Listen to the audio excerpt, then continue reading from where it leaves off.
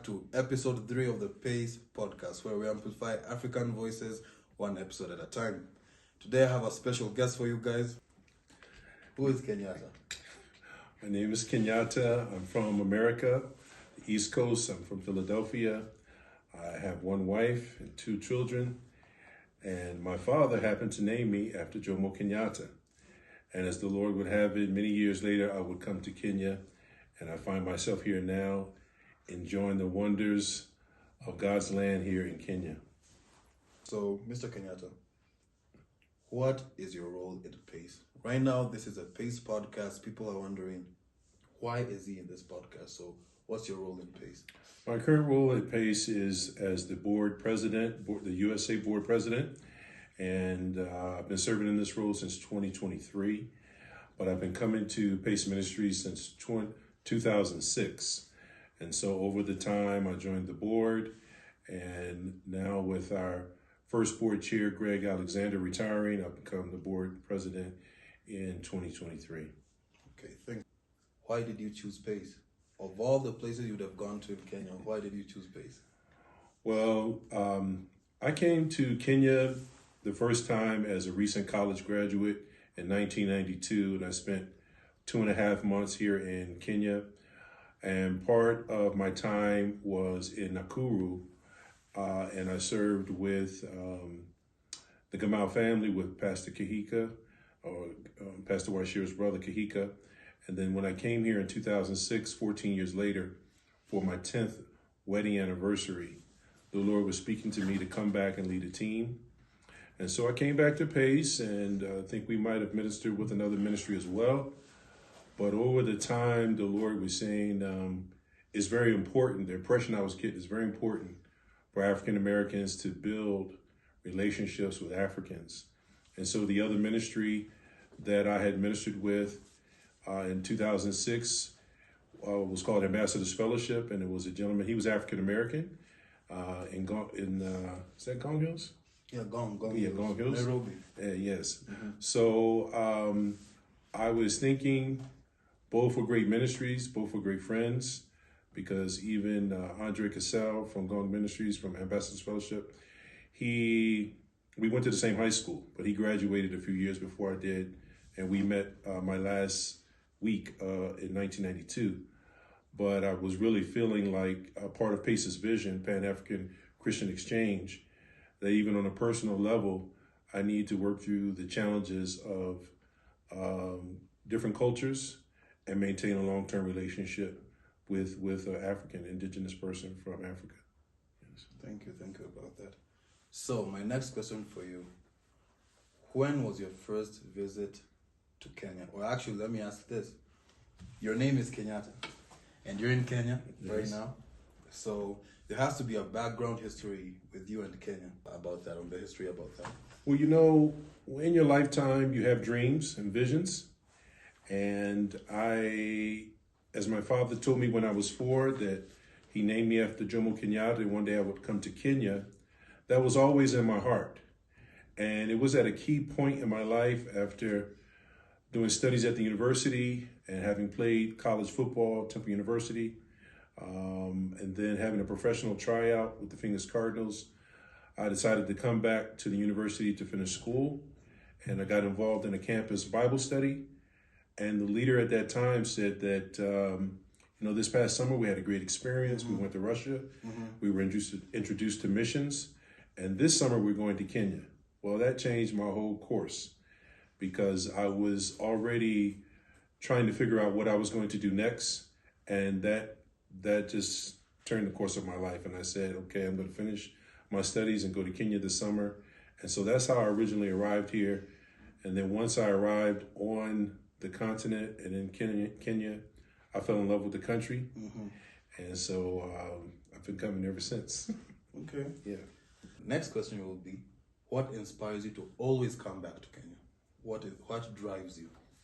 Well, first I want to clarify, I came to Kenya first in 1992. And I was keeping a journal at that time about my experiences and what God was doing in my life. And one of the questions I had during the last week was, will I ever come back? Will the Lord allow me to come back?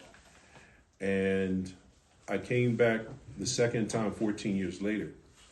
But it was through the providence of my wife, my blessing of my wife, Ruth. She knew that every time I talked about Kenya, I had light in my eyes. And so for our 10th wedding anniversary, she purchased a ticket for me to come here to Kenya.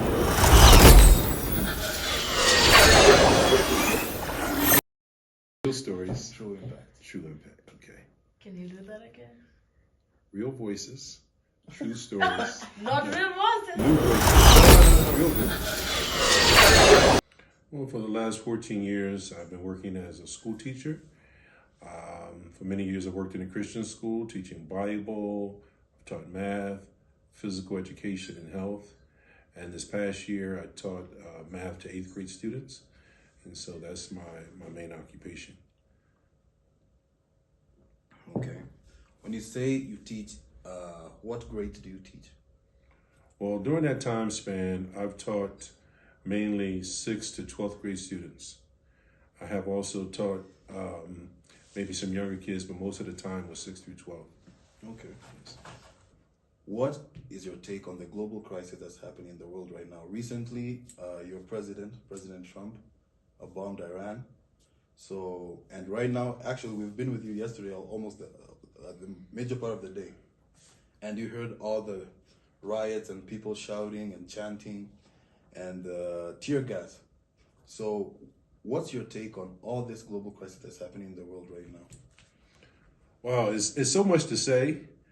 There's wars in Ukraine and Russia, and there's all type of drama and turmoil around the world. My focus is to continue to do the work of the Lord in the midst of these things. You know, people will take different sides and have different political perspectives, but wherever I am, I want to lift up God's purposes, because I know that one day we have peace, one day we have turmoil, but God is still present, and that's what I want to point out. I feel that we should continue to fight for truth, justice, and righteousness wherever we are. And so what I've heard here in Kenya from the older generation, from the Gen Zs like yourself, is that, you know, the young people here are definitely vying for truth and righteousness and justice. And, you know, my prayer is that they will continue but find healthy ways to make their voices heard and known. And so that's kind of where I am with it. I feel this is a key moment in history because the world is getting smaller. And for me, it means that Jesus is coming back. And so we have to continue to lift up the cross of Christ, that in the midst of all the wars and rumors of wars, Christ remains consistent. And there's always hope, and there's always internal peace, you know, in our life with Jesus Christ. Sure. It's just for us guys as a Gen Z, especially the Gen Z. Yeah, Mbogini Gen Z. Yeah, Mbogini Gen Z. Yeah, you understand. But anyway, just for the highlights, yesterday, we remember we wanted to go to see the protest. Yes. So, what's your take on it? Do you really think like it's a true thing that people are suffering from, or do you think it's just like a wave that people are suffering from? What's your take on it, on the Kenyan protest as so far as of what you've seen?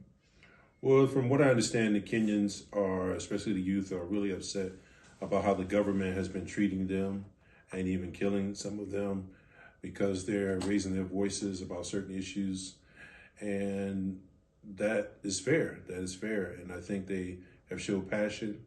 And from my experience in America, some of the history we have, even recently with protests and riots, is, you know, to do it in such a way that it doesn't cause the government to come at you even more. You know, so we want to protect our communities, but we still want to make our voices heard. And so that's my input on that. You know. Thank you for that. So, for that. Now, let's talk about business.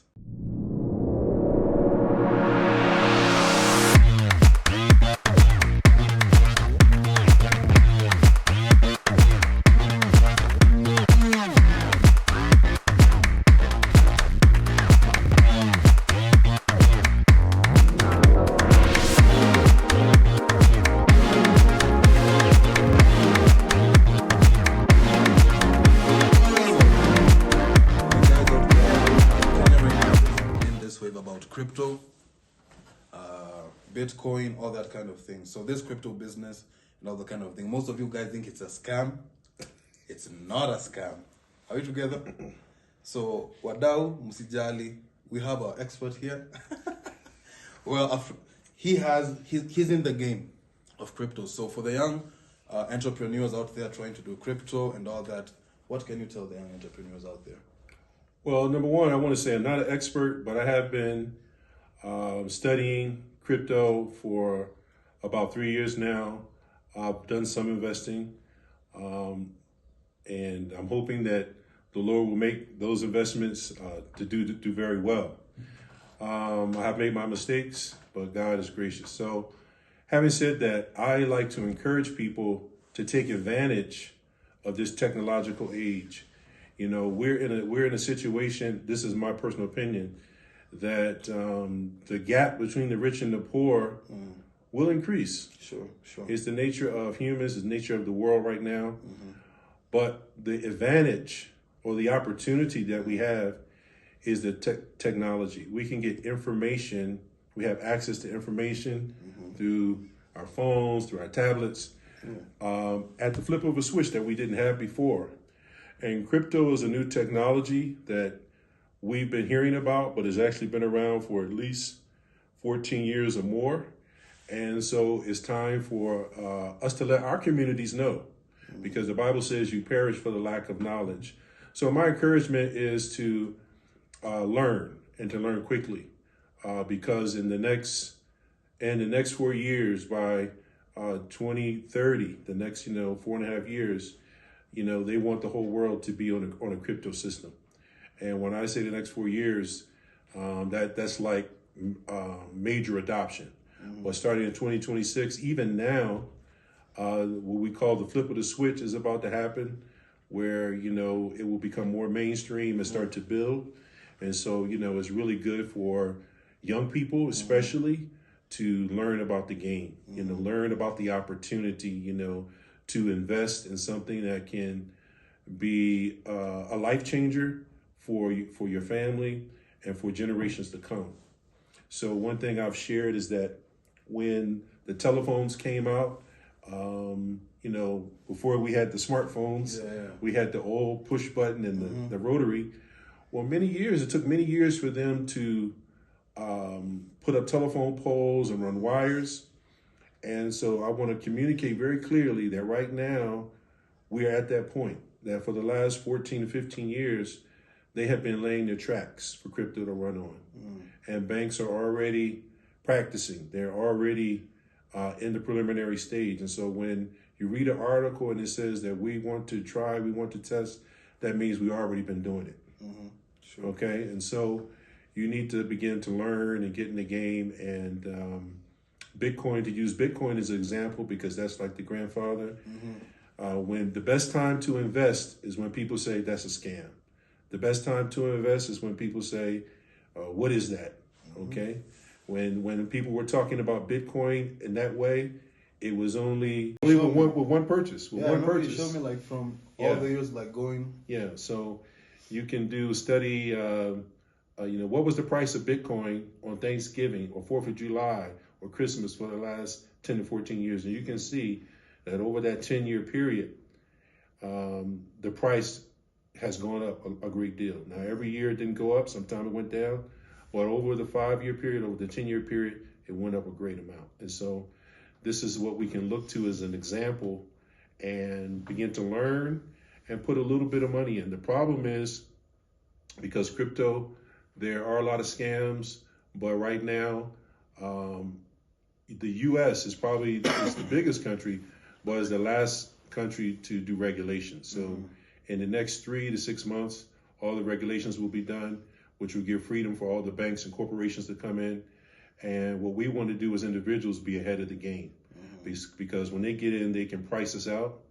And they can't really price us out, because even when Bitcoin is $104,000, $107,000 today, you can always, because of technology, you can buy a little bit. You can buy, a fractional amount of it and let that grow. But you really have a great opportunity before all the big corporations and banks get in to buy other top cryptos at a low price like Ethereum. And I'm talking these names I'm mentioning are in the top 10 cryptos. So Ethereum, XRP, things like that give you a great opportunity to invest, and over 5 years, see a great change. Thank you for that. So all the guys who are invested in online currency, you heard it yourself. He has been doing it for some years right now, 3 years. You said 3 years, and so far so good. It has its cons and its pros. So he said he once got scammed, but it doesn't mean that necessarily that it's all a scam. Some people make it through, and such is life. Okay. Hi, Kenyatta. Veronica, what's up? What's up? Hi. So, my question to you is, it's been wonderful watching you and Mr. Kicks here. But my question is, how is it important for youth like us to walk a Christ-like life? I kind of alluded to that earlier, but as we trust God, He opens new doors of excitement and opportunity for us. It's not always easy, but if we're obedient, which is difficult, it's a challenge, but the fathers of faith like Abraham and Moses, they weren't perfect. And so that's really encouragement. We don't have to be perfect, but really to do the best we can to be obedient and faithful to God. And if you're faithful to God, God is always faithful to you. He will do more for you than you can even imagine. So trust God and let Him do the rest. So as we close up, this is a Gen Z podcast. Guys. But I have one question. Oh, go ahead. One question. Oh. Where can I get a cup like this, Pace Podcast? Okay. So guys, actually that's a good question. So for this cup, you'll go with it back to the States. Okay. But for the rest of you guys, you can you can DM us on our social media pages. Our email is podcastthepace@gmail.com. And as you can see, we have really good merchandise and at affordable prices. So we also have hoodies and baseball caps. And our social media handles are Pace the Podcast on TikTok, Instagram, Facebook. Yeah, Facebook. And Reddit. On Reddit. So guys, just share, subscribe, and like it. The support means a lot to us. So as we finalize, guys, wadau ni ile masaa. Funga episode. Na unajua boy child ni boy child. Kwa hivyo manze, thanks for the podcast. Na Bogi ni Genje. Kabisa. New voices, real stories, true impact. Cheers.